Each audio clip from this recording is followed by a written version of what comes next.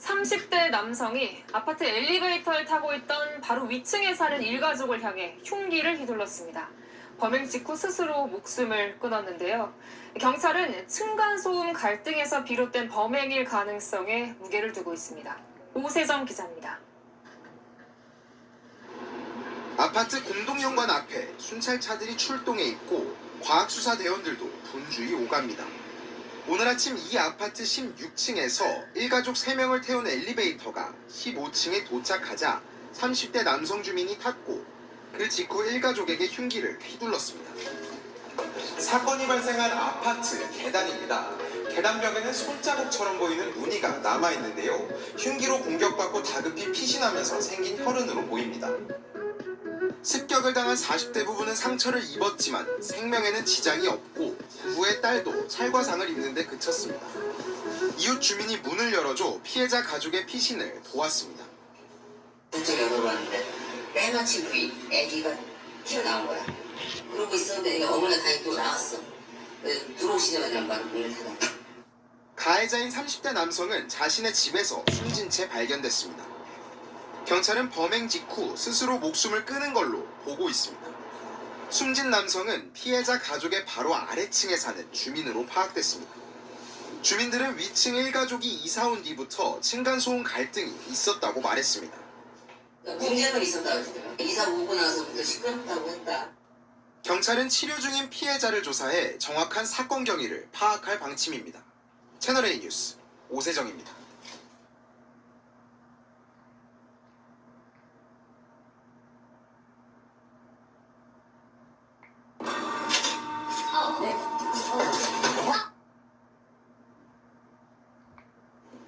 충남 천안시의 한 아파트 관리사무소. 입구 유리문이 산산조각이 난 채 뻥 뚫려 있습니다.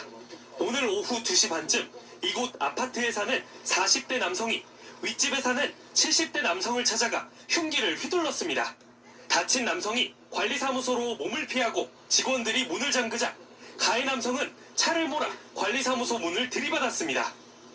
가해 남성이 관리사무소 입구로 돌진했던 차량은 이렇게 앞 범퍼가 떨어질 정도로 심하게 부서졌습니다. 관리사무소를 부순 남성은 또다시 흉기를 휘둘렀고 피해 남성은 결국 숨졌습니다. 관리사무소 직원의 신고로 출동한 경찰은 가해 남성을 현행범으로 체포했습니다. 이들은 평소 층간소음으로 갈등을 빚어오던 것으로 알려졌습니다. 소음 갈등이 심했다고 하는데 경찰도 와서 막 지적하게 몇 번 싸웠나. 특히 최근 윗집에서 난방기 보수 공사를 하면서 갈등이 더욱 커진 것으로 전해졌습니다. 경찰은 이 남성을 상대로 정확한 범행 동기 등을 조사하는 한편 살인 혐의로 구속영장을 신청할 방침입니다.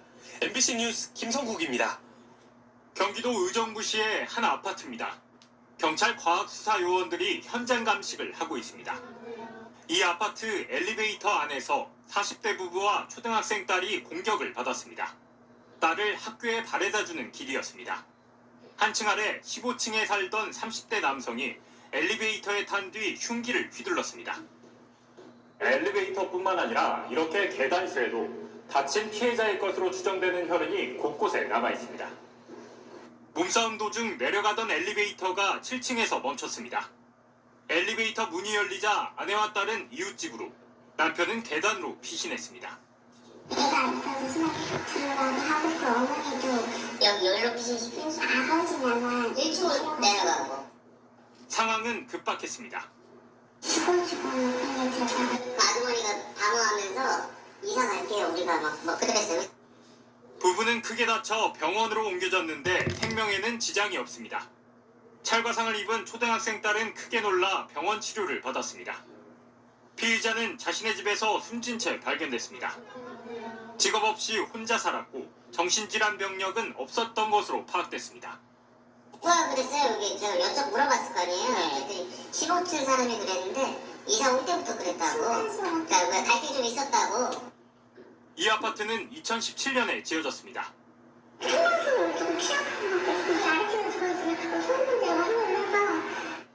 경찰은 피의자를 부검해 음주와 약물 복용 여부를 확인하기로 했습니다. 피의자가 숨지고 크게 다친 피해자 부부도 당장 조사가 어려워 정확한 범행 동기 파악에는 시간이 걸릴 것으로 보입니다. MBC 뉴스 원석지입니다. 기름의 전 수건이 빌라 복도에 수북이 쌓여 있고 계단 손잡이 곳곳에도 기름방울이 맺혀 있습니다. 지난 5일 저녁 4층의 50대 주민이 층간소음을 항의하러 3층으로 내려왔습니다. 노후 빌라여서 아래층 소음이 위층으로 울리자 이를 항의하기 위해서입니다. 소주가 이렇게 불리는 소리, 그냥 불리는 소리고 어쩔 때는 그냥 갑자기 그냥 쿵쿵거리고 막 주먹으로 막 그런데 문을 열자 3층 남성의 손엔 펄펄 끓는 식용유가 담긴 냄비가 들려 있었습니다. 남성은 피할 새도 없이 그대로 식용유를 덮었었고 온몸 곳곳에 3도 화상을 입었습니다. 맨 처음에 뜨거운 물인 줄 알았어요. 한 80% 이상은 차여진 것 같아요. 피부를 깎아내야 된다고 했나? 기름을 붓고도 난동은 계속됐습니다. 피의자는 경찰이 오기 전 복도에서 흉기를 들고 일부 주민을 위협한 것으로도 알려졌습니다. 한 손에는 가지고 있고 빈 냄비를 손에 들고 있더라고요. 냄비 들고 막 밑에도 내려다보고 사람을 찾더라고요. 남성은 평소 층간소음 문제로 주민들과 갈등을 빚어온 것으로 파악됐습니다. 현행범으로 체포된 남성은 경찰 조사에서 만두를 튀기려고 기름을 끓이다 화가 나 홧김에 그랬다라고 진술한 것으로 전해졌습니다. 경찰은 이 남성에 대해 특수상해와 특수협박 혐의로 구속영장을 신청했습니다. MBC 뉴스 윤소영입니다.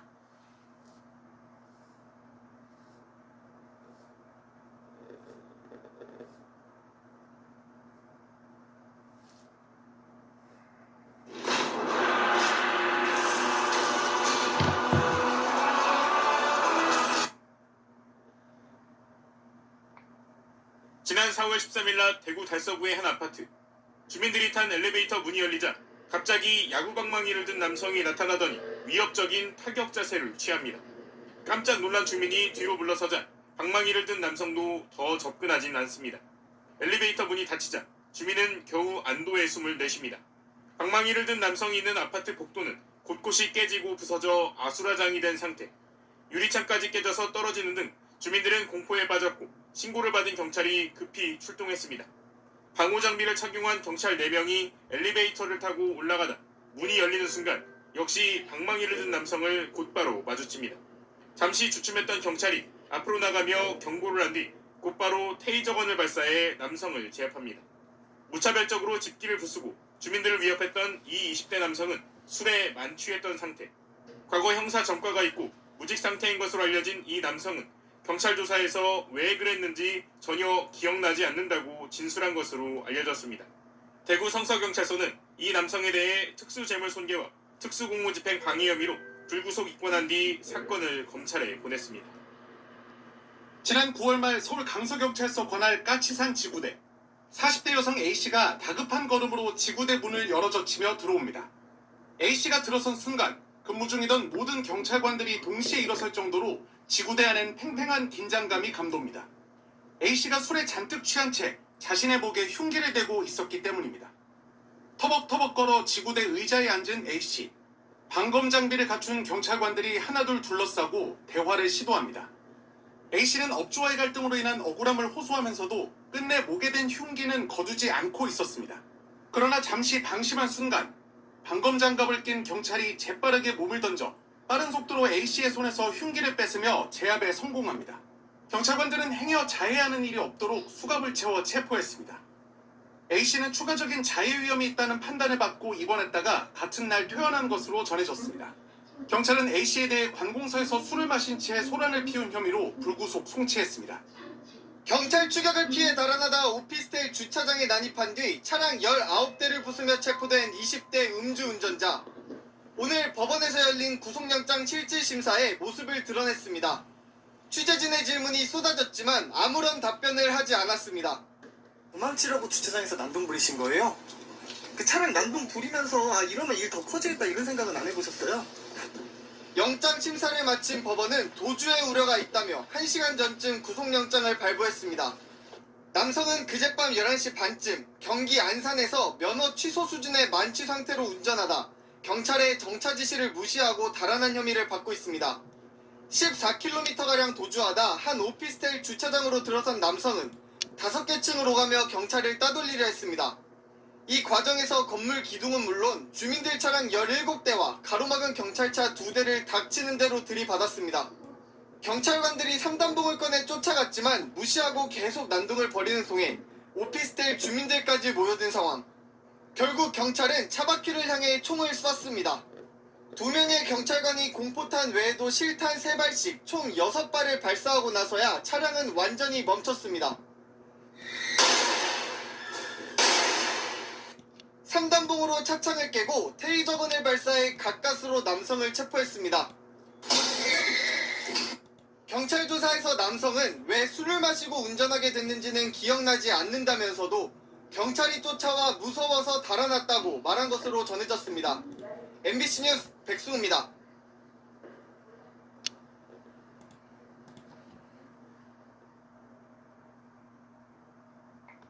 저 이거 몰라서 300만 원 날릴 뻔했어요. 그동안 쓰던 세제, 섬유유연제, 향기 부스터 싹 버리게 해준 세제계의 에르메스 리그비 캡슐 세제, 코튼향, 플로럴향 모두 역대급입니다. 옷에서 나는 쉰내 없애려고 섬유유연제 드리고도 향은 금방 날아가고 오히려 쉰내와 섞여 냄새만 더 심해져요. 하지만 리그비 캡슐 세제는 다릅니다. 고급 향료와 섬유유연제를 최적의 비율로 고형화한 하얀 향기 비즈 기술력으로 옷에 밴 악취 분자를 제거하고 옷감에 서서히 녹아 백화점 명품 향수향을 14일 이상 지속시켜주고 덴마크산 8종 요소로 노다벌룩 가득한 옷도 새 옷처럼 만들어줘요. 아무리 빨아도 계속 신내나서 세탁기 고장난 줄 알고 새로 살 뻔했는데 한 알만 넣어도 향기 폭발하는 리그비 캡슐 세제 덕분에 300만 원 아꼈어요. 지금 딱 3일 동안만 3+1 이벤트 중이니까 절대 놓치지 마세요.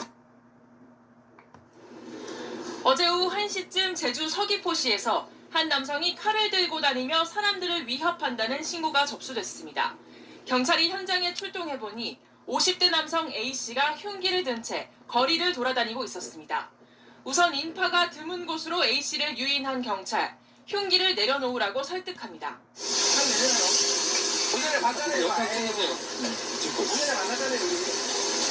하지만 A씨가 흉기를 쥐고 버티자 커피를 사주겠다는 말을 건넵니다.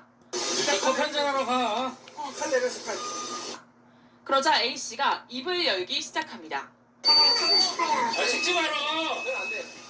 경찰은 A씨에게 얘기를 들어주겠다며 다시 흉기를 버릴 것을 설득합니다. 그러면 안 돼. 얘기 다 들어줄게. 찍지 마. 끈질긴 설득 끝에 A씨가 바닥에 칼을 내던지자 경찰들이 다가갑니다. 커피 한잔해. 아이스크림 사줄게. 다시 맞춰. 일단 오늘 우리 저기 칼집소 가서 말씀만 좀 들어보게. 경찰 조사에서 A씨는 살기 어려워 극단적 선택을 하려고 흉기를 가지고 다녔다고 진술했습니다. 경찰은 A씨에 대해 특수협박 등 혐의로 영장을 신청했으며 이르면 오늘 중 구속 여부가 결정될 전망입니다. 지난달 28일 밤 10시 20분쯤 서울 관악구의 한 편의점. 슬리퍼를 신고 줄무늬 티셔츠를 입은 남성이 들어오더니 계산대에 콜라 한 병을 내려놓습니다. 그러면서 대뜸 외상으로 해달라고 말합니다. 편의점 종업원이 외상은 안 된다고 하자 이번엔 자신의 휴대전화를 맡기겠다며 계산대에 내려놓는데 여성 종업원은 거듭 외상은 어렵다고 대답합니다. 그러자 페트병 뚜껑을 따려는 듯하다 갑자기 거꾸로 집어들더니 죽여버리겠다, 이걸로 죽일 수 있다며 위협을 시작합니다. 삿대질에 폭언까지 하며 담배도 달라고 협박하는 남성. 두려웠던 종업원이 담배를 건네자 물건들을 챙겨 밖으로 나가버렸습니다. 이로부터 약 10분 후 인근에서 은색 승용차 한 대가 난폭 운전을 한다는 신고에 경찰이 출동했습니다. 조금 전 편의점에서 달아난 바로 그 남성의 차였습니다. 정차 요구를 무시하고 도주를 시작한 남성은 차선을 넘나들고 횡단보도를 건너는 행인들을 위협하며 도망칩니다. 경찰차가 계속 따라오자 이번엔 골목길로 들어가더니 막다른 길이란 걸 알고는 후진을 해 경찰차를 들이받습니다. 경찰관들이 다가가는데도 반복해서 경찰차를 들이받는 차량. 보다 못한 경찰관들은 3단봉으로 유리창을 깨기 시작합니다. 마침내 운전석 유리창이 깨지자 이 남성은 뒷좌석 창문으로 비집고 나오더니 맨발로 경찰차 보닛에 올라가며 또다시 도주를 시도합니다. 이를 막아선 경찰관에게 극렬히 저항하던 남성은 결국 현행범으로 체포됐습니다. 음주 측정 결과 술은 마시지 않은 것으로 확인됐고 마약 검사에서도 음성이 나왔습니다. 경찰은 이 40대 남성을 특수 공무집행 방해와 공갈 등 혐의로 구속했다고 밝혔습니다. 어제 오후 4시쯤 대구시 동대구역에 모자를 쓴 남성이 손에 뭔가를 들고 들어옵니다. 두리번거리며 사람들 사이를 돌아다니던 남성. 잠시 후 역사를 빠져나와 광장으로 향합니다. 그런데 남성이 화면에서 사라지자마자 입구에 서 있던 사회복무요원이 뭔가를 보고 다급히 철도경찰을 불러옵니다. 모자 쓴 남성이 들고 있던 흉기와 메모지를 발견한 겁니다. 서로 눈이 딱 마주치니까 피의자가 칼을 하고 메모지 이런 걸 보여줬대요. 그걸 보여주면서 뭐 떨어뜨리는 것을 보고 뛰어가가지고 신고를 하고 그런 상황입니다. 사회복무요원의 기지로 곧장 검거된 남성은 30대 A씨. 검거 당시 A씨는 흉기 2점과 경찰이 자신에게 살인하라고 조종했다는 내용의 메모지를 가지고 있었습니다. A씨는 경찰 조사에서 누군가 나를 조종하고 있다며 아무나 죽이기 위해 흉기를 가지고 동대구역에 갔다고 진술한 것으로 전해졌습니다. 경찰 조사 결과 A씨는 당시 술을 마시거나 마약을 투약한 상태는 아닌 것으로 알려졌습니다. 다만 평소 정신질환을 앓고 있던 것으로 전해졌습니다. 경찰 관계자는 A씨에 대해 살인 예비와 특수협박 등의 혐의를 적용해 조만간 구속영장을 신청할 방침입니다.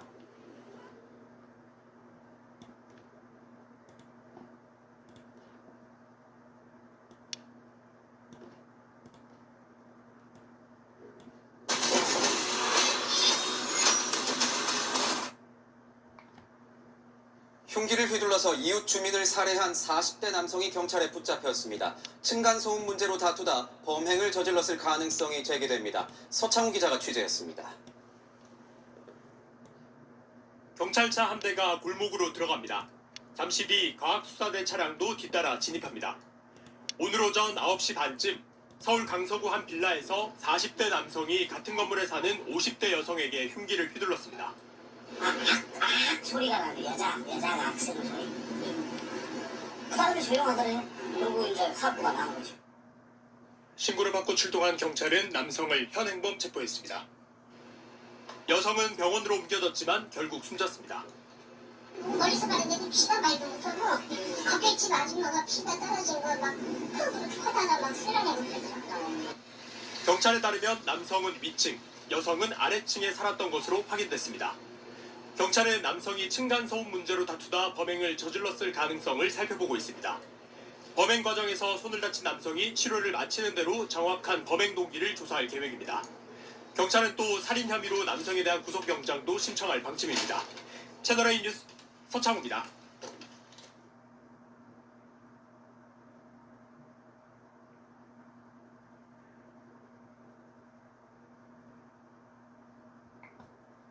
지난달 15일 저녁 경기도 군포시의 한 병원. 병실 복도 끝에서 간호사 한 명이 손짓을 하며 급히 뛰어옵니다. 이어서 심상치 않은 분위기가 감돌더니 의료진들이 계속 뛰어다니고 링거 지지대를 양손에 든 간호사들이 복도 끝 병실로 달려갑니다. 한 환자가 갑자기 흉기를 들고 난동을 피우기 시작한 겁니다. 곧바로 신고를 받은 경찰이 도착했습니다. 지금 저희 앞에서 못하게끔 유도하고 계속 하고 있는데 지금 제정신이 아니세요. 엘리베이터를 타고 올라간 경찰은 방패를 챙겨 들고 병실 쪽으로 뛰어갑니다. 흉기를 들고 밖으로 나오려는 환자는 간호사들이 병실 문을 닫아 저지한 상황. 그러나 이 병실 안에는 다른 환자도 함께 있어 인명피해가 우려됐습니다. 경찰관은 병실 문 유리창으로 안쪽 상황을 살피며 대화를 시도합니다. 진정하세요. 뒤로 좀 물러나세요. 그러나 흥분을 가라앉히지 못하는 환자는 다짜고짜 드라이버를 달라고 소리칩니다. 잠깐 줄게요. 뒤로 물러나세요. 그러니까 줄게요. 줄려면 문을 열어야 될 거 아니에요, 그죠? 뒤로 좀 물러나세요. 응? 전혀 말이 통하지 않는 환자는 그 뒤로도 흉기를 들고 악을 쓰며 난동을 벌입니다. 그 사이 경찰관들은 수신호를 해가며 진압작전을 세웁니다. 환자인 점을 고려해 테이저건 대신 방패로 제압하기로 하고 각자 역할을 분담합니다. 하나, 둘, 셋. 잠시 한눈을 판 사이 순식간에 문을 연 경찰관들이 방패로 환자를 강하게 밀쳐 넘어뜨리고 손에 쥔 흉기까지 빼앗으며 제압에 성공합니다. 여기 의료진 좀 불러오세요, 의료진. 필요해요. 이 50대 남성은 특수협박 혐의로 현행범 체포됐습니다. 경찰에 따르면 이 남성은 앞서 자신의 링거 거치대 높이를 조절하겠다며 다른 병실에 들어가 드라이버를 찾았습니다. 그러다 남의 사물함까지 뒤지는 걸 한 간병인이 만류하자 간병인을 폭행한 남성은 간병인이 나를 무시한다며 흉기를 꺼내더니 난동을 벌인 것으로 조사됐습니다.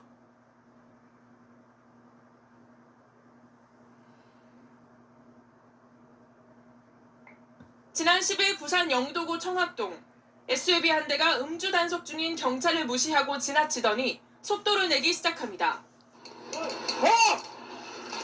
큰 소리로 불러도 멈추지 않자 곧바로 추격전에 돌입하는 경찰. 그 사이 골목길을 빠져나간 도주 차량은 본격적으로 내달리기 시작합니다. 무지개머리야. 무지개머리야. 청학동 삼곡도로 쪽입니다. 하지만 추격을 비웃듯 중앙선을 넘나들며 고개 운전을 하는 차량. 그런데 그때 길이 밀리기 시작하자 기지를 발휘한 경찰이 주변에 도움을 요청합니다. 앞에 버스 좀 세워주세요. 앞에 차 세워주세요. 방송을 들은 버스가 멈춰 서고 마주오던 버스까지 길을 막자 도주로가 완전히 차단됐습니다. 경찰관까지 매단 채 앞으로 움직이려던 운전자는 곧 체념한 듯 차를 멈춰 세웁니다. 보니까 커브길이고 앞에 버스가 가고 있는 게 보이더라고요. 네. 예. 그래서 저 버스를 세우면은 이제 오도 가도 못하는 상황이 될 것 같다는 생각에 무작정 그냥 마이크로 방송을 하게 됐고. 술에 취해 1.4km를 내달린 60대 남성의 혈중 알코올 농도는 0.078%, 면허 정지 수준이었습니다. 그런 기사분들의 도움이 없으면은 제 2차 큰 사고가 나거나 그래서 우려가 있지야. 앞으로도 그 기사분들이나 일반 시민들이 적극적으로 도움을 주시면은 저희들이 일을 할 때 업무적으로 좀 많이 도움이 될 것 같습니다. 2월 15일 오후 1시쯤 경남 창원 진해구의 한 도로를 돌며 순찰 중이던 경찰차 앞에 2명이 탄 오토바이가 눈에 띕니다. 탑승자들은 헬멧도 쓰지 않은 상태인데 이 오토바이엔 번호판마저 없습니다. 경찰은 곧바로 오토바이를 세우라고 지시하지만 오토바이에 탄 남성은 뒤로 돌아 경찰차를 힐끔 쳐다보더니 멈추지 않고 오히려 속도를 높여 달아나기 시작합니다. 이렇게 시작된 추격전. 계속 도망치던 오토바이는 스쿨존에 진입했고 빨간불이 들어온 교차로를 아무렇지 않게 지나치며 신호위반을 합니다. 잠시 뒤엔 또 신호위반을 하다 우회전하던 차량과 부딪힐 뻔하는 아찔한 상황까지 벌어집니다. 하지만 아랑곳하지 않고 차들 사이를 요리조리 피해가며 도주를 이어갑니다. 무려 10km나 경찰차를 피해 달아나던 오토바이. 그때 경찰차 앞으로 레미콘 한 대가 보입니다. 계속해서 차선 변경을 하며 달려가던 오토바이가 3차로로 진입하자 아까 그 레미콘이 경찰차 왼쪽에서 비상등을 켜고 나타나 오토바이가 차선을 바꾸지 못하게 막더니 곧 얼른 앞쪽으로 가서 레미콘을 비스듬히 세우며 진로를 완전히 막아버립니다. 갑자기 눈앞에 레미콘이 벽처럼 나타나자 오토바이는 당황한 듯 멈춰섰고 그 순간 차에서 내린 경찰관이 얼른 뛰어가 운전자를 붙잡습니다. 검거에 성공한 경찰은 레미콘 운전자에게 거수경례를 하고 꾸벅 고개를 숙여 감사의 인사를 전합니다. 경찰에 붙잡힌 오토바이 운전자는 무등록 차량을 운행해 과태료 처분을 받게 됐고 도주 과정에서 난폭 운전을 한 혐의로 도로교통법 위반까지 적용돼 경찰 조사를 받고 있습니다. 경남 진해경찰서는 순간적으로 기지를 발휘해 검거를 도와준 레미콘 운전자에게 서장 명의의 감사장을 수여했다고 밝혔습니다. 지난달 28일 오전 11시쯤 제주 서귀포시 토평동의 한 도로. 흰색 승용차 한 대가 오토바이를 들이받을 것처럼 바짝 쫓아갑니다. 이를 본 시민들은 경찰에 난폭 운전 신고를 합니다. 차 한 대가 술 먹었는지 약을 했는지 경적 울리면서 중앙선 침범해가지고 차 다 막고. 지금 완전 위험한 것 같은데? 어떡해. 빨리 와주세요. 심상치 않은 신고 전화에 경찰차들이 곧바로 현장으로 출동했습니다. 이 차량을 발견한 경찰은 앞을 막아서며 정지하라고 요구했지만 난폭 운전 차량은 아랑곳 않고 차를 돌려 달아나기 시작합니다. 경찰이 옆을 들이받아보지만 후진하는 듯하더니 다시 경찰차를 따돌립니다. 도주하다 다른 승용차 옆면을 들이받고 앞범퍼가 이미 부서진 채로 차량 뒤쪽을 또다시 들이받습니다. 아버지 잠깐만 있으래. 아버지 그랬더니 사이드 내기지고 이후에도 계속 차를 밀어붙이다가 급기야 피해 차량 옆부분을 타고 넘어가듯 비집고 나와 옆에 있던 버스와도 부딪힙니다. 경찰은 차에서 내려 검거에 나서지만 뭐야 이거? 흰색 승용차는 또 급가속을 하며 버스 뒤쪽으로 달아납니다. 경찰은 이번엔 차량을 막다른 곳으로 밀어넣지만 또 후진에 달아날지도 모르는 상황. 그 순간 마침 옆에 있던 굴착기 한 대가 다가오더니 얼른 집게를 뻗어 차량 뒤쪽을 가로막습니다. 이제 도주로가 완전히 차단된 난폭운전 차량. 경찰관들은 3단봉으로 유리창을 깨고 강제로 문을 열어 운전자를 끌어냅니다. 대낮에 난폭운전으로 승용차와 버스, 트럭, 경찰차 등 차량 6대가 부서졌고 버스 승객 2명과 승용차 탑승자 등 3명이 다쳤습니다. 검거된 20대 여성 운전자는 경찰 조사에서 전시 상황이라 다른 차량을 대피시키려고 했는데 경찰이 회방을 놓았다고 말하는 등 횡설수설했습니다.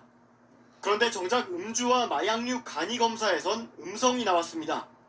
수사를 벌인 경찰은 이 여성이 향정신성 의약품인 식욕 억제제를 과다 복용해 환각을 겪은 것으로 보고 있습니다. 경찰은 이 여성이 평소 마약류 식욕 억제제 의존증이 있었다는 주변인 진술을 바탕으로 추가로 복용한 약이 더 있었는지 등도 조사하고 있다고 밝혔습니다.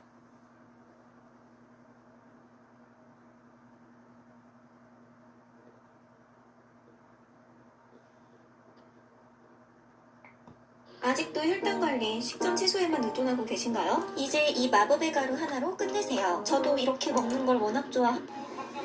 지난 16일 오후 1시 반쯤 인천 백운역 쪽에서 흰 셔츠에 넥타이를 맨 남성이 택시를 향해 급하게 뛰어옵니다. 택시에 탄 남성은 다짜고짜 천안으로 갈 수 있는지 물어봅니다. 기사님 혹시 직산역 가요? 직산역이요.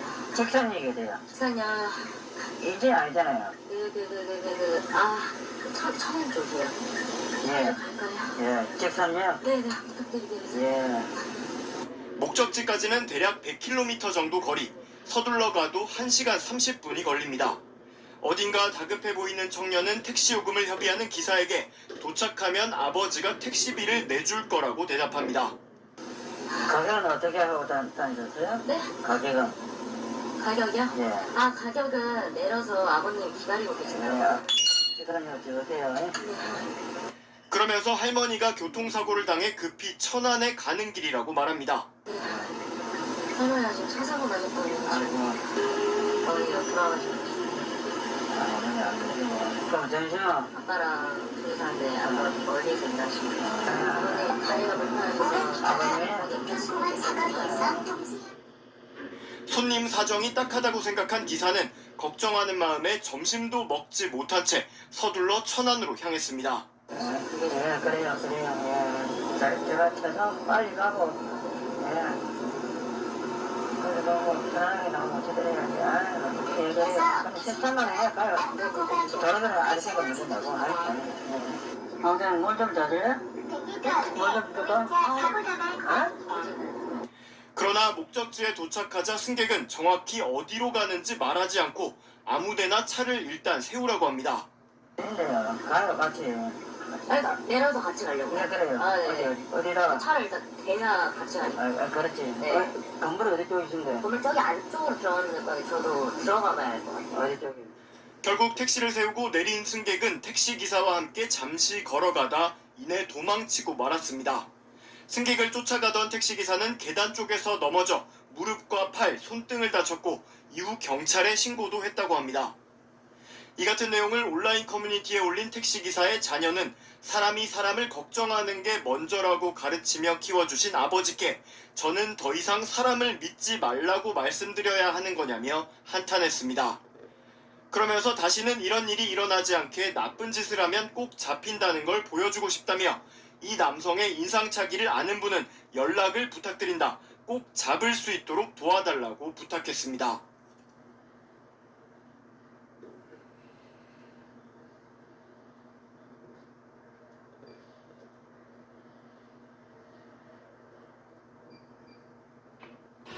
어젯밤 8시쯤 전북 전주시 완산구의 한 주택가 도로에서 한 초등학생이 자전거를 끌고 다니다 한 어른에게 제지를 당합니다.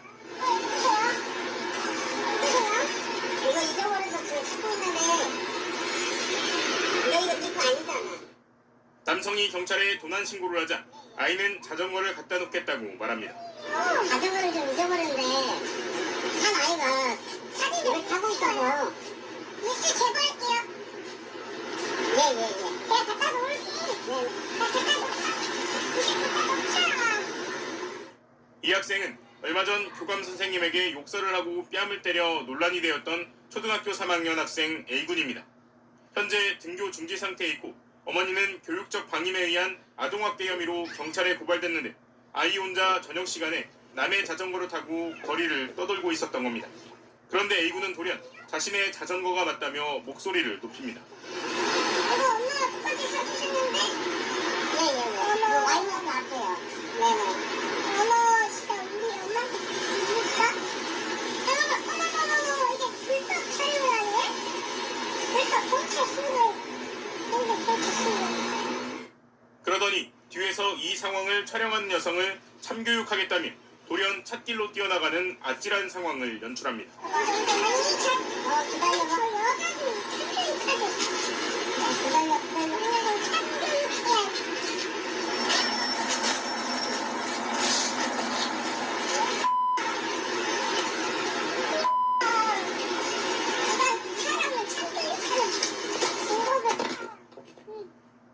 어른들이 돌발 행동을 제지하고 차분하게 대화를 이어가자 A군 역시 흥분을 가라앉힙니다. 혹시 밥을 사줄까 묻자 처음에는 밥을 먹었다던 A군은 갑자기 밥을 사줄 수 있냐고 되묻습니다. 아저씨가 왜? 알겠어요. 그건 알고 왜 남친을? 알았어요. 아저씨가 진짜 사주실 것 같다면 사주셔도 됩니다. 밥은 사주실 거죠? 어? 응. 배고프면 사줘야지. 점심도 안 먹었지?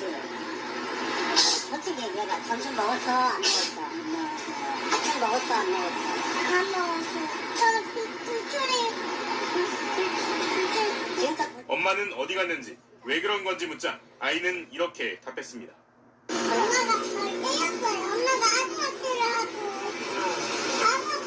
저한테 욕을 하고. 실제 A군 눈 아래에는 제법 큰 멍자국이 보입니다. 엄마가 왜 때린 거야? 내가 펜식을 하니까 제가 펜식을 좀 할 수 있잖아요. 언니 때렸어.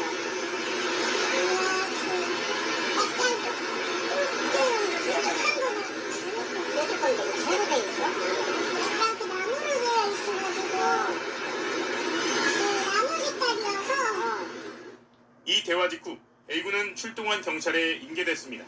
자전거는 실제 다른 친구 것을 탄 것으로 조사됐지만 아이가 주장하는 엄마의 폭행이나 방임 여부는 확인되지 않은 상태입니다.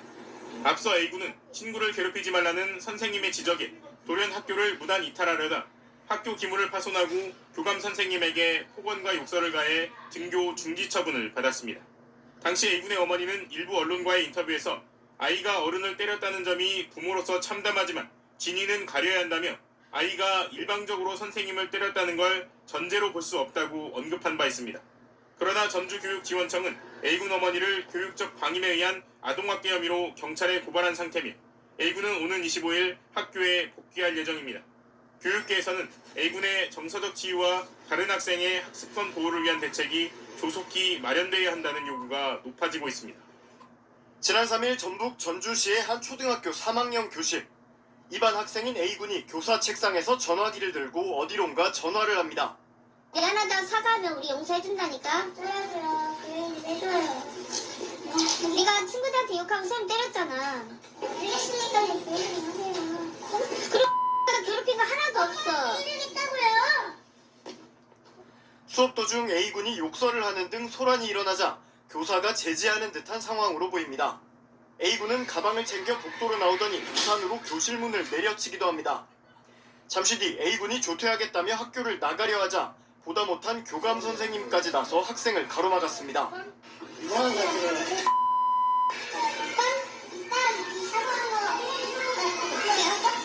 그런데 A군이 손을 위로 뻗더니 벼랑간 교감 선생님의 뺨을 때립니다.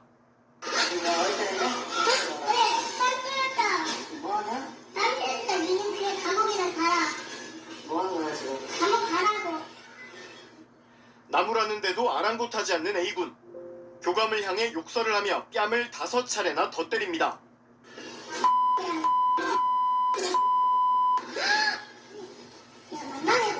내가 뭐 잘했다고 네가 뭐 잘했다고. 심지어 팔뚝을 깨물고 얼굴에 침을 뱉기까지 했습니다.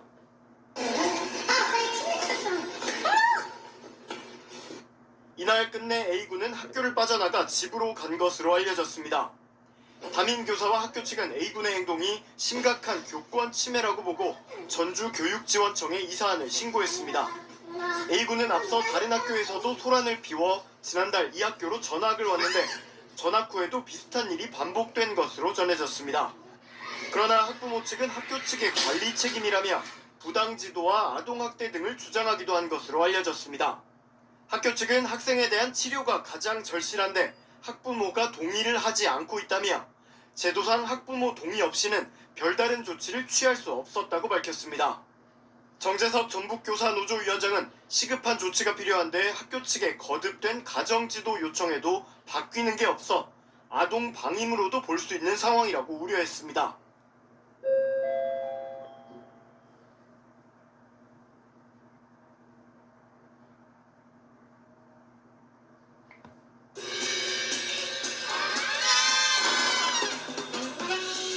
제가 최근 한 초등학교 담임교사가 자기 반 학생에게 폭행당해서 전치 3주 진단을 받는 일이 있었습니다.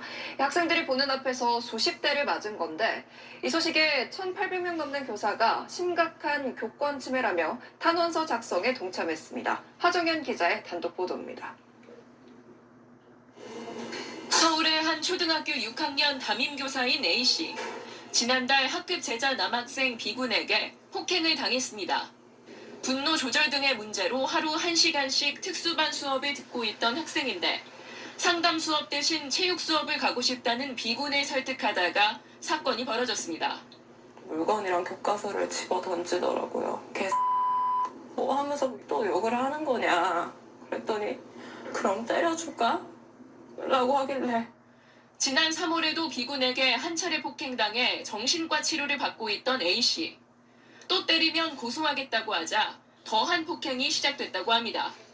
30여 대를 쉴 새 없이 맞았어요. 바닥에 매다 꽂더라고요. 계속 발로 밟더라고요. 살아야겠다 싶었어요. 교실에 아이들이 수가 있었는데 오는 여자아이도 제가 봤고 깨진 거울도 봤어요. A씨는 전치 3주 상해에 외상 후 스트레스 장애 진단을 받아 학교에 나가지 못하고 있습니다. 가끔 반 애들한테 보고 싶어요. 메시지가 오는데 너무 미안해요. 중학교 2학년 때부터의 꿈이었는데 더 이상 할 수가 없을 것 같아요. B군 측은 SBS와의 통화에서 우울증으로 약을 복용하고 있고 경계선 지능에 해당한다며 신경을 써달라 요청했는데 A 교사가 B군만 차별하고 혼내서 벌어진 일이라고 말했습니다. 그러면서 B군이 피해자라며 A씨와 동료 교사들을 교육청에 신고하겠다고 밝혔습니다. 그간 교사라는 책임감으로 버텼다는 A씨도 법적 대응에 나섰습니다. 아동학대로 고소당할까봐 또는 선생님이라서 참아야 한다는 이유로 아무런 대응을 하지 못하는 경우가 많았습니다. 법의 도움을 적절히 받는 것이 아이들의 교육에도 더 도움이 됩니다. 이번 주 중 B군을 상대로 형사 고소, B군 부모를 상대로 민사소송을 제기할 예정입니다. 이 소식을 접한 교사 커뮤니티 회원 1,800여 명이 탄원서 작성에 동참했고 학교 측은 내일 교권보호위원회를 열기로 했습니다. SBS 하정현입니다. 더 많은 뉴스를 보시려면 화면 오른쪽에 있는 구독 버튼을 눌러주시면 됩니다. 그리고 제보할 게 있으면 꼭 저희한테 보내주십시오. 저희가 열심히 취재하도록 하겠습니다. 항상 SBS 뉴스를 시청해 주셔서 대단히 고맙습니다.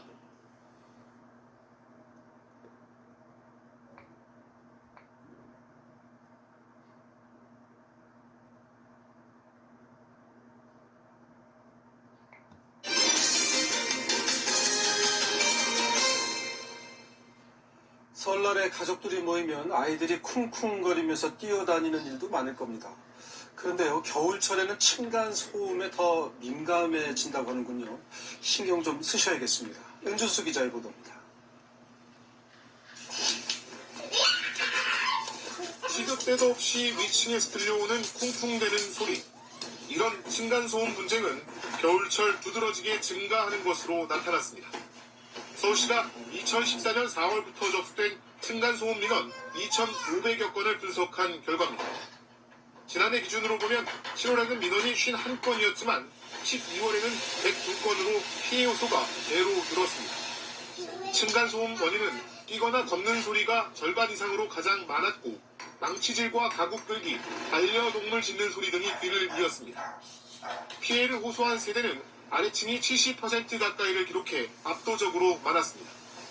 위층이 민원을 제기한 경우도 25% 가까이 나타났는데 우퍼 스피커 설치 등 아래층의 보복 소음으로 고통을 겪고 있는 것으로 조사됐습니다. 서울시는 설 연휴 가족들이 모일 경우 층간소음 분쟁이 심해질 수 있다며 주의를 당부했습니다. 특히 가족 모임이 있으면 미리 이웃에게 알려 양해를 구할 것을 제안했습니다. 이와 함께 층간소음 갈등이 일어났을 때 이웃에 직접 항의하기보다는 관리사무소 등 제3자의 중재를 요청해야 한다고 서울시는 강조했습니다. KBS 뉴스 은준수입니다.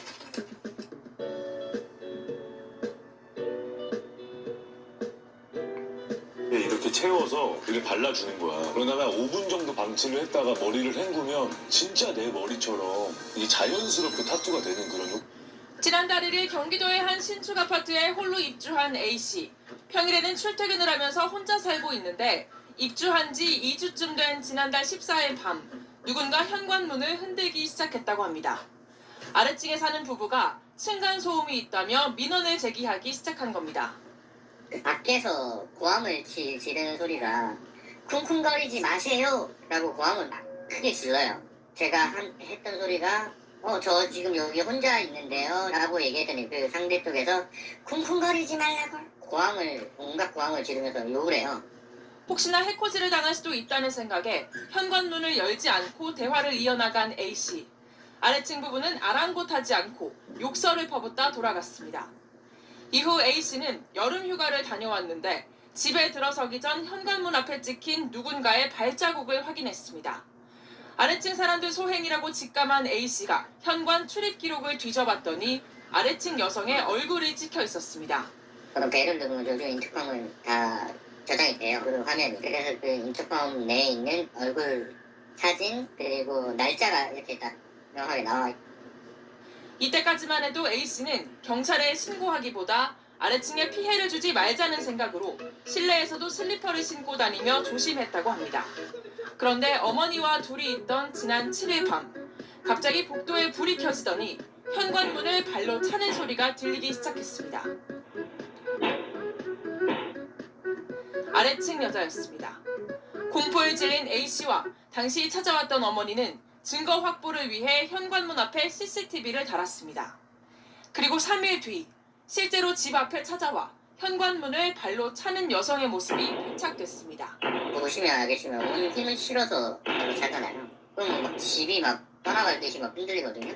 그래서 굉장히 공포스럽고. 그로부터 이틀 뒤인 지난 12일에도 아래층 여성은 20차례에 걸쳐 A씨의 현관을 걷어차고 돌아갔습니다. 곧장 경찰에 신고한 A씨. 출동한 경찰에게 그런 적이 없다고 발뺌하던 여성은 CCTV 영상을 보여주자 그제서야 인정을 하고 A씨를 찾아왔습니다. 하지만 발길질에 대한 사과는 없었습니다.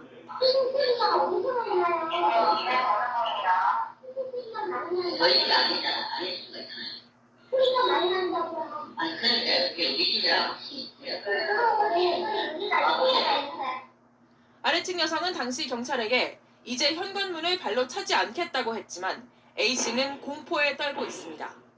사건을 접수한 경찰은 조만간 아래층 여성을 소환해 정확한 사건 경위를 조사할 예정입니다.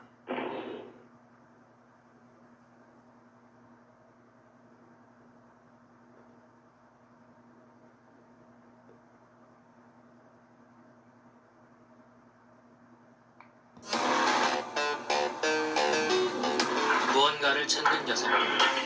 계속 두리번거립니다. 대체 무슨 일이 있었던 걸까요? 제가 2달 동안 집을 비우려고 집 좀 찝찝해서 CCTV를 그냥 설치를 해놨는데 움직임 알림만 받고 있었는데 한 이틀인가 움직임이 조금 감지가 되더니 좀 찝찝해가지고 이제 녹화되는 서비스를 연결을 했더니 갑자기 이제 움직임 알람이 떠서 핸드폰을 봤더니 불이 꺼져 있어야 할 집에 불이 켜져 있더라고요. 7월 8일 아무도 없는 깜깜한 집. 갑자기 도어록 소리가 들립니다. 여자친구랑 같이 살고 있거든요. 네, 그래서 여자친구가 말 없이 집에 잠깐 갔는 줄 알고 그랬나 했더니 자세히 보니까 집주인이었던 거예요. 저희 집 냉장고에 있던 아이스크림이나 뭐 음료수를 들고 서랍을 뒤지고 막 옷방을 들어갔다가 나오고 이러는 거예요. 아, 엄청 소름이 돋았죠.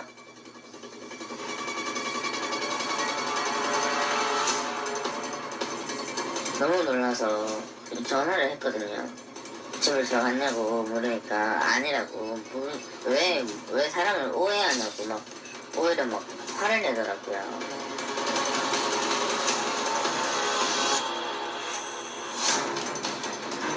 손에 든 거는 뭐냐고 이러니까 자기 가방이라고 우기더라고요. 진짜 아니 영상은 아이스크림인데 손에 든 거는 가방이라고 우기고 말이 안 되잖아요. 막 그렇게 물었는데 본인은 이제 가스검 침 때문에 들어왔다가 집을 좀 둘러보다가 그냥 나간 거다. 가스 검침을 하러 잠시 들렀다고 주장하는 건물주. 그러고 나서 첫 번째 영상 찍힌 게 8시 거의 9시쯤 이쯤이었거든요. 근데 7월 9일 2시 45분에 그 영상이 또 하나 찍힌 거예요. 다음날 새벽 이번엔 불을 끈 채 옷을 들고 방으로 향합니다. 제가 카메라가 있다고 말한 걸 아니까 이번에는 불을 안 켜고 들어온 거예요.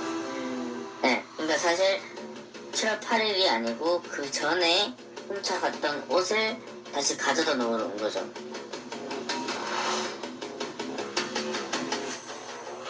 근데 그걸 제가 3시 30분쯤 영상을 받고 그걸 보고 이제 문자를 남겼어요. 이게 뭐 하는 짓이냐고. 왜 거길 또 들어가냐고. 그 손에 든 옷은 뭐냐고.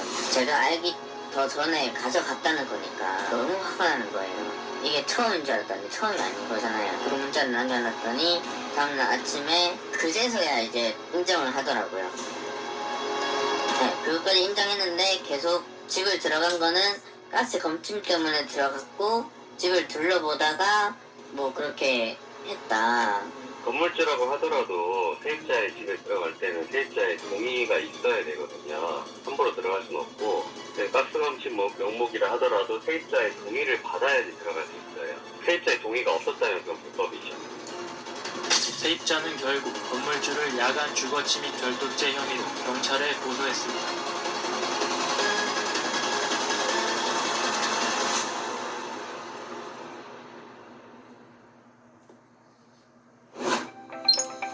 YTN 뉴스를 더 많이 보고 싶으시다면 여기 구독 버튼을 눌러주세요.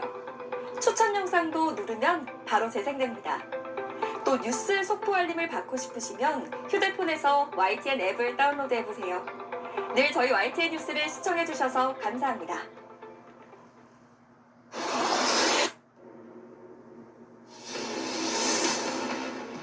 아이고, 이게 어떻게 된 거예요? 집에 금발가를 튕겨서 제 머리를 사정없이 밀었어요. 마치 뜯어놓은 듯 마구잡이로 잘려나간 머리카락. 아니 어떻게 저럴 수가 있어요. 21살 대학생에게 너무나도 참혹한 모습이죠. 뛰면서 넌 이걸 당해도 싸니까 넌 그냥 밀리는데 가만히 있어.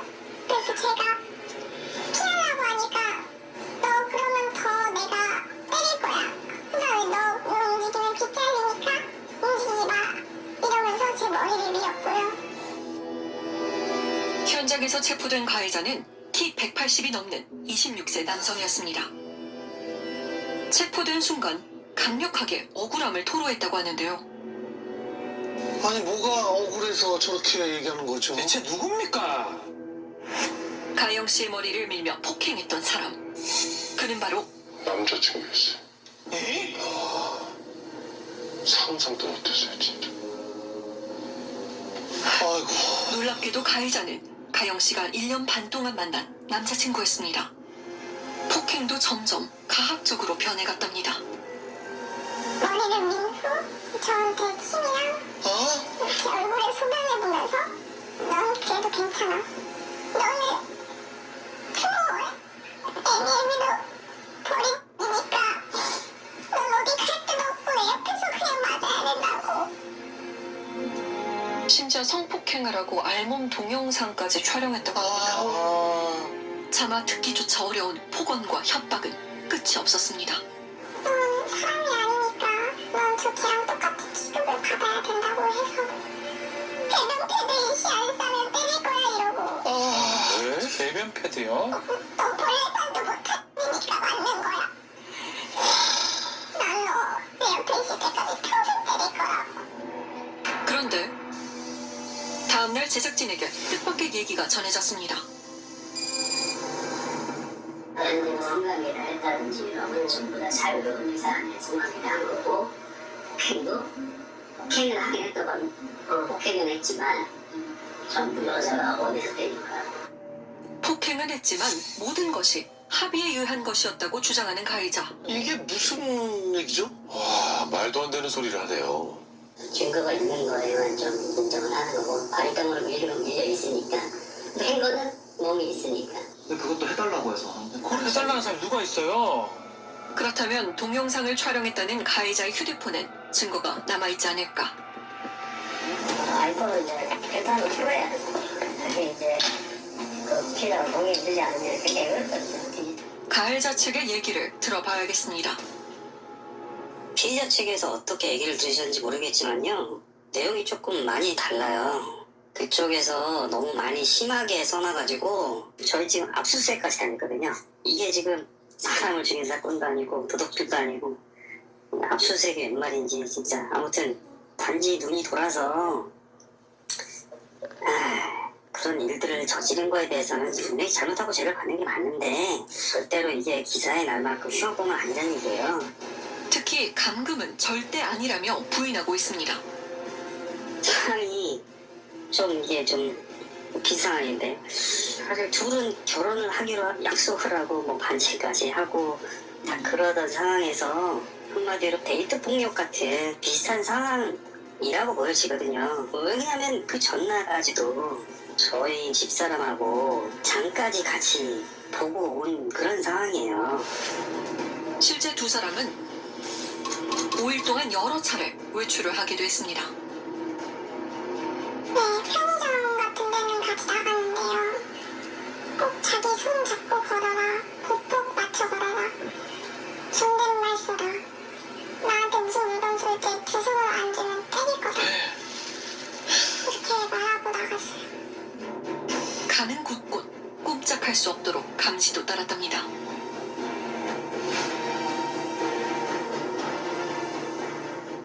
저희 MBC 취재진이 구속 기소된 이 남성의 공소장을 입수했는데요. 보고도 도저히 믿기지 않는 협박 정황과 가혹 행위가 생생하게 드러났습니다. 송서영 기자가 단독 취재했습니다. 남성이 손을 들어올리자 모자를 눌러 쓴 여성이 체념한 듯 안경을 벗습니다. 그러자 남성이 여성의 뺨을 때립니다. 모자와 소매로 가려졌던 폭행의 흔적은 더 참혹했습니다. 모자 쓰면 피 안 나게 한다고 위에만 이렇게 내려놨대요. 정말 반팔 위에 자국만 이렇게 때려놨어요. 20대 초반의 이 여성은 남자친구에게 지난달 초 닷새간 감금 상태로 폭행을 당했습니다. 구속 기소된 가해 남성의 공소장을 MBC가 입수했습니다. 여성에게 소변을 보고 침을 뱉더니 자신에게 잘못했다고 말하라며 고스란히 촬영까지 했습니다. 도망가면 영상을 유포하겠다. 어떻게든 너를 찾아서 얼굴에 염산을 뿌리겠다. 가족들도 죽이겠다며 갖은 협박을 퍼부었습니다. 감금 내내 성폭행도 이어졌습니다. 저를 죽이겠다고 말했어요. 저를 찔러서 죽이겠다고. 진짜 죽을 것 같아가지고 일어나겠어요. 감금 닷새째 남성이 잠든 틈을 타 여성은 부모에게 살려달라며 문자를 보내 소방과 경찰에 구조됐습니다. 현장에서 긴급 체포된 남성은 지난 4일 구속 상태로 재판에 넘겨졌습니다. 여자친구가 바람을 피운다고 의심한 게 화근이었습니다. 사설 포렌식 업체를 찾아 여성의 휴대전화를 뒤지기도 했습니다. 감금 도중 두 사람은 함께 외출도 했지만 이딴 가혹행위에 시달린 여성은 기회를 엿볼 엄두조차 내지 못했던 걸로 경찰은 보고 있습니다. 다정한 척이랑 뽁뽁 맞춰서 서로랑 안 그럼 때릴 거다. 너가 안 오면 강아지 죽여서 그 얼굴 니한테 피 묻혀버린다면. 검찰은 성폭행과 감금, 특수협박, 강요 등 7개 혐의로 가해 남성을 재판에 넘겼습니다. MBC 뉴스 송서영입니다.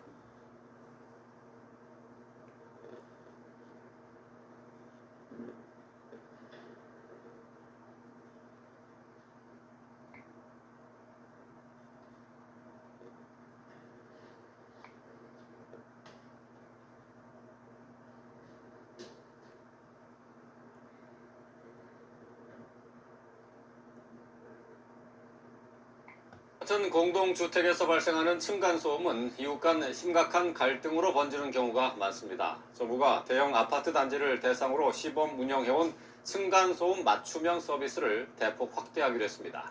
이승윤 기자입니다. 지난 7월 30대 남성이 아파트 위층에 사는 60대 노인을 흉기로 찔러 숨지게 했습니다. 이유는 층간소음으로 인한 다툼이었습니다. 명절 때 손주가 놀러 오니까 좀 시끄러웠나 봐요. 한두 번 그때 올라왔다 그래서 놀러 왔었다 그 얘기만 하더라고요. 이처럼 층간소음으로 인한 환경 분쟁 살인은 2010년 25건에서 2014년 55건으로 급증하는 추세. 이 문제가 사회 문제로 떠오르자 정부가 500가구 이상 대규모 아파트 단지를 대상으로 층간소음 맞춤형 서비스를 내년부터 130개 단지로 확대하기로 했습니다. 층간소음 맞춤형 서비스는 주민들의 층간소음 분쟁 자체 해결을 돕는 서비스입니다. 1단계로 관리실과 경비시관, 입주자 대표에게 층간소음 관리 규약을 안내하고 층간소음 관리위원회를 구성하게 합니다. 자체적 해결을 권하는 이유는 강제 기준을 마련하면 이웃 간 갈등이 깊어지고 범죄자를 양산할 우려가 높기 때문입니다. 2단계로 층간소음 관리위원회, 민원 처리 절차와 소음 측정 방법을 교육합니다. 현재 층간소음의 법적 기준은 낮에는 43데시벨, 밤에는 38데시벨입니다. 3단계로 입주민과 아파트 단지 어린이집을 대상으로 층간소음 저감 교육을 실시합니다. 층간소음 원인 중 70% 이상이 아이들의 뛰는 소음으로 조사됐기 때문입니다.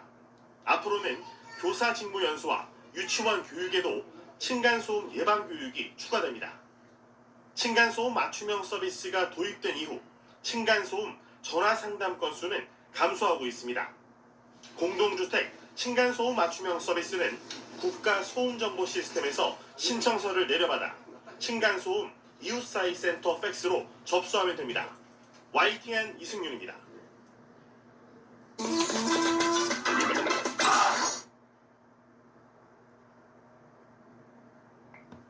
충남 천안의 아파트에서 40대 남성이 층간소음 문제로 윗집에 살던 이웃 주민을 흉기로 살해했습니다. 두 차례에 걸쳐서 112 신고를 하는 등 전조 증상이 있었던 것으로 확인됐는데 경찰은 살인 혐의로 구속영장을 신청했습니다. 오승훈 기자입니다. 경찰차에 이어 소방 구급차가 지나갑니다. 아파트 관리사무소는 출입문이 부서져 임시 출입문을 설치했고 주차장에는 앞범퍼가 부서진 승용차가 덩그러니 놓여 있습니다. 이 아파트에 사는 40대 남성 A씨가 윗집에 살던 이웃주민 B씨에게 흉기를 휘둘렀고 다친 70대 B씨는 관리사무소로 황급히 몸을 피했습니다. 하지만 A씨가 뒤쫓아와 문이 잠겨있자 자신의 차량을 몰고 돌진한 겁니다. 흔적이 있어서 알았지.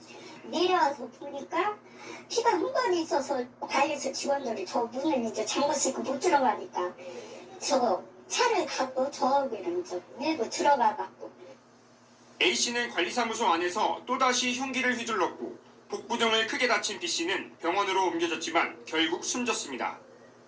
범행 직후 A씨는 관리사무소 직원과 주민에 의해 제압됐고 신고를 받고 출동한 경찰은 현행범으로 체포했습니다. 경찰 조사에서 A씨는 층간소음으로 범행했다고 자백했습니다. 이들은 평소에도 층간소음 문제로 갈등이 깊었고 두 차례에 걸쳐 112 신고가 접수되는 등 전조 증상이 있었던 것으로 확인됐습니다. 지난 10월 피해자 B씨 아내가 누군가 밖에서 계속 문을 두드린다는 신고가 있었고 지난달에는 윗집에서 시끄럽게 한다며 A씨가 경찰에 신고했던 것으로 파악됐습니다. 층간소음 민원이 잇따르자 관리사무소는 A씨를 임대세대의 꼭대기층으로 옮겨주는 것으로 사전 협의를 마쳤던 것으로 전해졌습니다. 경찰은 A씨에 대해 구속영장을 신청했습니다. YTN 오승훈입니다.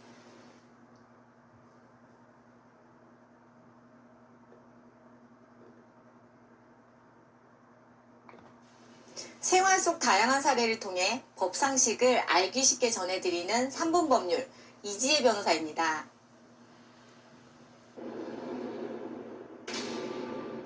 저기요!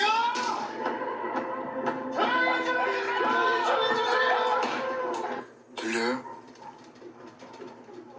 아무리 말해도 조심해주지 않으니 나를 미치게 해서 죽이려는 게 틀림없습니다. 층간소음. 우리 생활 속에서 쉽게 경험할 수 있지만 해결하기는 매우 까다로운 문제 중 하나입니다. 최근에는 이웃 간 다툼을 넘어 범죄로 이어지는 사례가 늘어나고 있습니다. 먼저 층간소음 해결의 첫 단계는 아파트 관리사무소에 알리는 것입니다. 관리 주체는 해당 입주자에게 층간소음 발생을 중단하거나 소음 차단 조치를 권고하도록 요청할 수 있습니다. 그러나 이렇게 해도 해결되지 않을 경우 공동주택관리분쟁조정위원회나 환경분쟁조정위원회에 조정을 신청할 수 있습니다. 하지만 조정이 성립되지 않으면 강제할 수 있는 방법이 없어 한계는 있습니다. 최종적으로는 정신적 손해를 금전적으로 보상받기 위해 위자료 청구 소송을 해야 합니다. 소송을 진행할 때는 한국환경공단 등 전문 기관을 통해 층간소음을 측정하는 것이 가장 객관적인 증거가 됩니다. 또한 경찰 신고 내역, 관리사무소 민원 제기 기록, 불면증이나 스트레스성 신경질환 진단서 등도 보조 증거로 활용할 수 있습니다.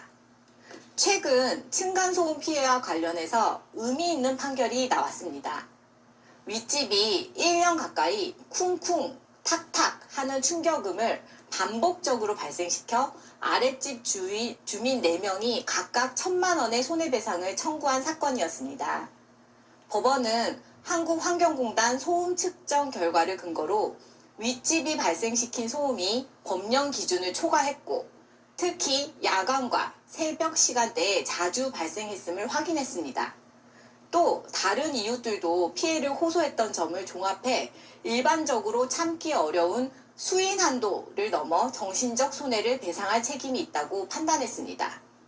수인 한도는 환경권의 침해나 공해, 소음이 발생하여 타인에게 생활의 방해와 해를 끼칠 때 피해 정도가 서로 참을 수 있는 한도를 뜻합니다. 사회통념상 수인 한도를 넘었는지 여부는 피해의 정도, 건물의 구조 및 용도, 피해 이익의 성질, 그에 대한 사회적 평가, 지역성 등 모든 사정을 종합적으로 고려해 판단하는데 해당 사안은 소음의 정도, 발생 시간대, 종류 및 소음이 지속된 기간, 소음으로 인한 정신적 고통의 정도 등을 종합적으로 고려해 위자료를 각 300만 원으로 정했습니다. 이전에는 층간소음으로 인해 위자료가 인정되더라도 50만 원, 정말 많게는 100만 원 정도에 불과했지만 이제는 상당한 액수인 300만 원이 인정되면서 층간소음 피해를 실질적으로 배상받을 수 있게 되었습니다. 층간소음 갈등 해결에 새로운 기준을 제시한 결정이지만 무엇보다 이웃 간의 배려와 대화가 먼저라는 점도 잊지 않아야 하겠습니다. 3분 법률이었습니다. 내 피부를 예민하고 불편하게 만들었던 날들. 또 잊지 않아야 하겠습니다. 3분 법률이었습니다. 경기 의정부시의 한 아파트 엘리베이터에서 흉기 난동 사건이 벌어져 일가족 3명이 다쳤습니다. 가해자는 아래층 주민이었는데 이 사건 이후 자택에서 숨진 채 발견됐습니다. 경찰은 층간소음 갈등이 있었는지 등을 살펴보고 있습니다. 배지연 기자입니다. 아파트 1층에 멈춰있는 엘리베이터. 내부엔 미처 지우지 못한 혈흔이 보입니다. 오늘 오전 7시 반쯤 이 엘리베이터 안에서 아파트 15층에 사는 30대 남성이 흉기를 휘둘렀습니다. 피해자는 바로 위층에 살던 일가족, 40대 부부와 초등학생 딸이었습니다. 제가 안에서 사고가 났으니 집에 계시는 묻고 나가지 말고. 학교 수련회에 딸을 바래다 주던 부부는 중상을 입었는데 생명에 지장은 없는 거로 파악됐습니다. 경찰 조사 결과 피해자 가족이 16층에서 먼저 엘리베이터를 탔고 바로 아래층에서 남성이 탑승해 흉기를 휘두른 거로 파악됐습니다. 엘리베이터 문은 7층에서 열렸고 가족들은 가까스로 도망쳤습니다. 이후 이웃 주민이 피해자를 자신의 집으로 피신시킨 뒤 경찰에 신고했습니다. 피는 저쪽에 그럼 바로 열면 그쪽에 남성의 흥건이 있었고. 흉기를 휘두른 남성 역시 엘리베이터에서 내려 자신의 집으로 돌아간 거로 파악됐습니다. 피해자는 피해 일가족이 사는 호실 바로 아래층 거주지에서 숨진 채 발견됐습니다. 경찰은 남성이 스스로 목숨을 끊은 거로 보고 있습니다. 남성은 실직 후 무직 상태로 홀로 지내었던 거로 알려졌습니다. 경찰은 이상 동기나 이른바 무차별 범행은 아닌 거로 보고 층간소음 갈등이 있었는지 등 정확한 사건 경위를 조사하고 있습니다. KBS 뉴스 배지연입니다. 내 집 마련의 기쁨도 잠시 곧바로 층간소음에 시달리게 되는 현실의 공포. 영화 84제곱미터의 주인공 이야기입니다.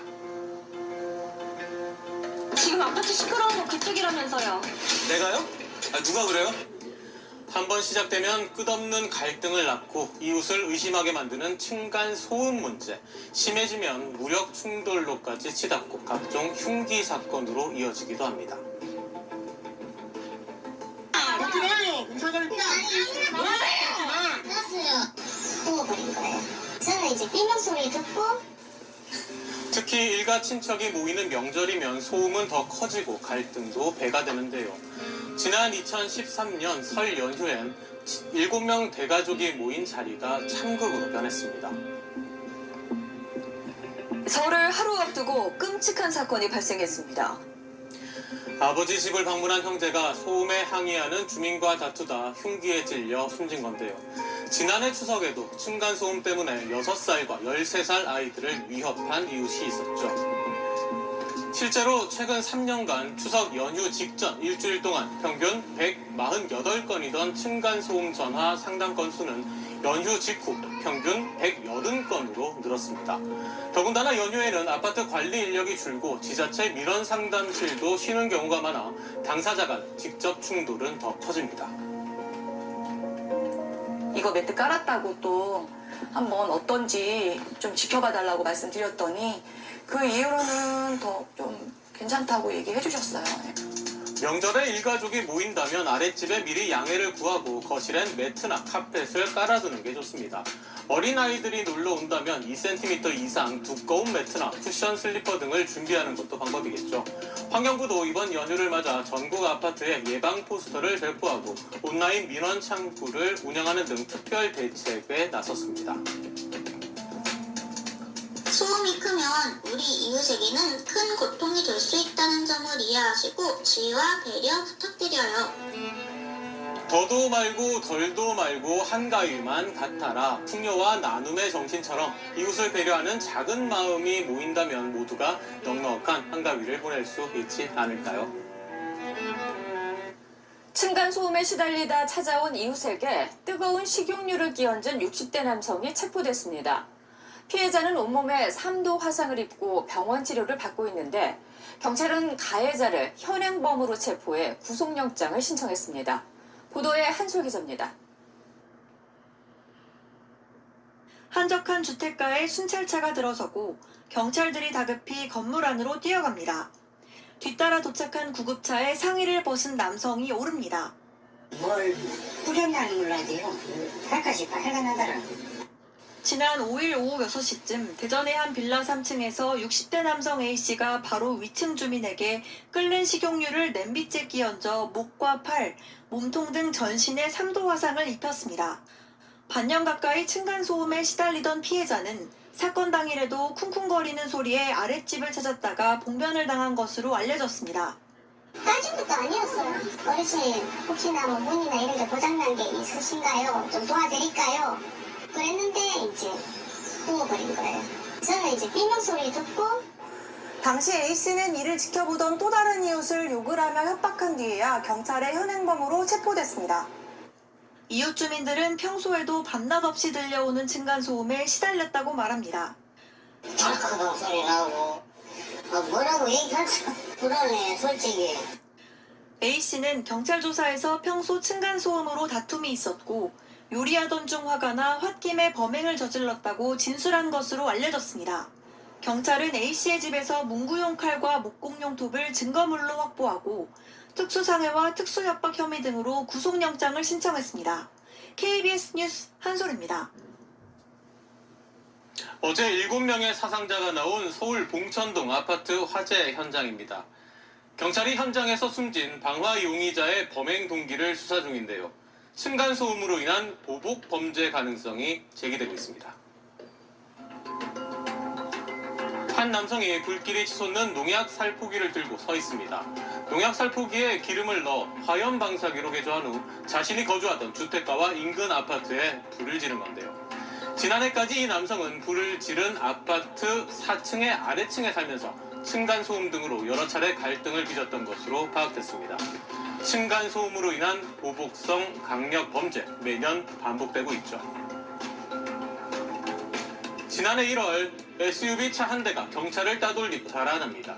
하지만 결국 도로를 막아선 경찰차와 정면으로 부딪히죠.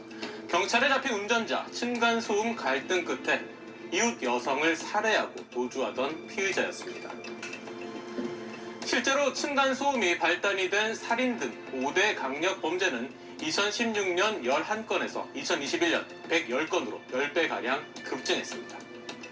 소리라는 보이지 않는 물체로 매일 맞고 있는 고통을 느낀 거랑 똑같은 경험을 하는 거예요. 그러다가 보니까 엄청난 공격성이 올라오는 거죠. 강력 범죄가 아니더라도 흉기로 협박한다거나 스토킹을 하는 등 층간소음으로 인한 범행은 해마다 늘고 있습니다. 자? 좋게 얘기라도 알아먹지를 않아. 보복 스피커 설치하고 싶다. 이 정도 소음은 고문 아니야? 더 시끄럽게 하면 드럼을 배우겠다, 전자기타를 치겠다는 등 맞대응 방법도 고민해보지만 층간소음 갈등을 해소하는 데는 큰 도움이 되지 못합니다. 오히려 종종 전해지는 다음과 같은 작은 노력들이 갈등 해결의 실마리를 제공하기도 하는데요. 한 초등학생 아이가 아파트 엘리베이터에 써붙인 편지입니다. 아랫집 주민에게 뛰고 시끄럽게 해서 죄송하다는 내용이죠. 돌아온 대답, 마음껏 뛰어도 된다는 따뜻한 답장이었습니다. 솔직한 사과와 배려, 층간소음의 갈등을 허무는 첫걸음이겠죠.